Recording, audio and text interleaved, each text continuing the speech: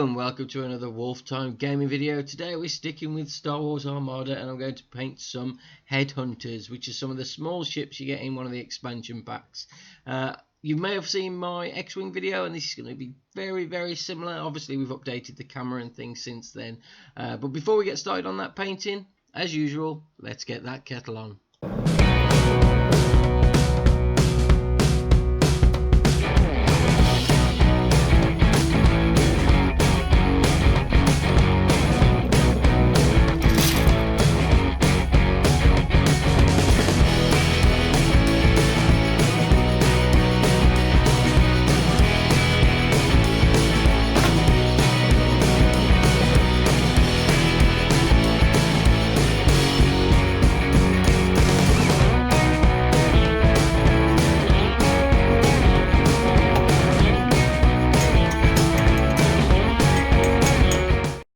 So if you've seen some of my videos before, you'll know that the very first thing we want to do is give the ships a base coat. Now I do that with some popsicle sticks or cocktail sticks, that sort of thing. Stick some blue tack on the end and just pop the ships on, and that way it's really easy to get a batch of ships sprayed all at once.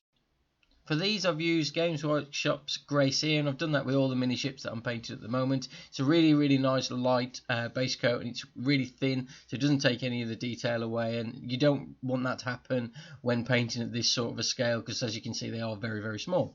So the first thing we want to do, now we've actually got them base coated, is paint the windows and any of the black areas essentially. I'm doing that with a contrast paint called Black Templar.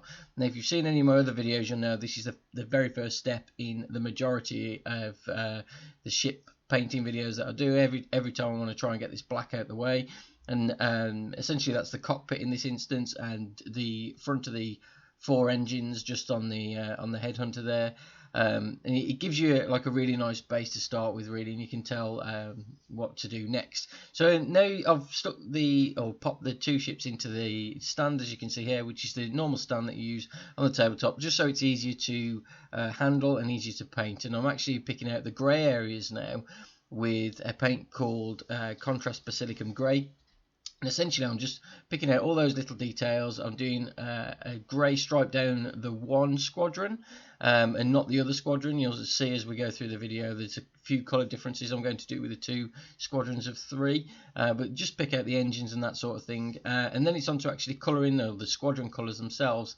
You can see the first one I'm doing is a green squadron, and I'm just going off the reference image just on the top left of the screen there, picking out a few of the green areas, mainly on the front of the nose, and then either side of the rear of the fuselage. We're just picking out a little bit of the green there, just trying to stick with what we've seen on screen. And then the other squadron is red, which is obviously, you've got red squadron with the X-Wings, and they're not necessarily going along with that paint scheme, but I found this image online of a Headhunter with a long red nose and red around the weapon pods, and also just a little bit on the rear there, just to get it a little bit more canon, I suppose.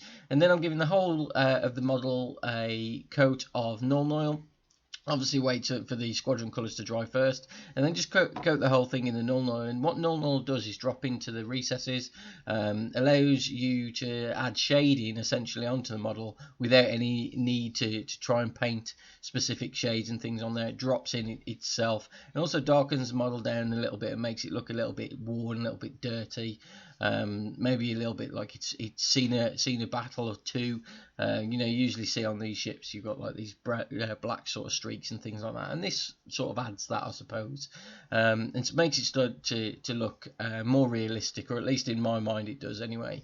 And then one of the main details we want to put on the end is the engines. And now on the engine front, I've noticed that a lot of these sort of vessels, the Headhunters, the X-Wings, all have pink glow on their engines, and I've found a really good way to do that, and that's use a base coat of Screamer Pink, just to dot a little bit of pink paint on each of the 4 engines there, and then use another paint called Pink Horror, which I'm going to do now, where I'm just getting a little bit of the Pink Horror on the brush and just dotting it in the center of the Screamer Pink. And what this does is make it look like the engines are glowing, because it's, you know, lighter in the center of the actual engine itself, and it looks really effective, or I think it looks really effective anyway when you're getting down onto the table. So you don't have to add this detail if you don't want to, but I think it does really make that difference. And you can see it here now. I painted up the other ships for the squadrons themselves, and I think they're looking really, really good.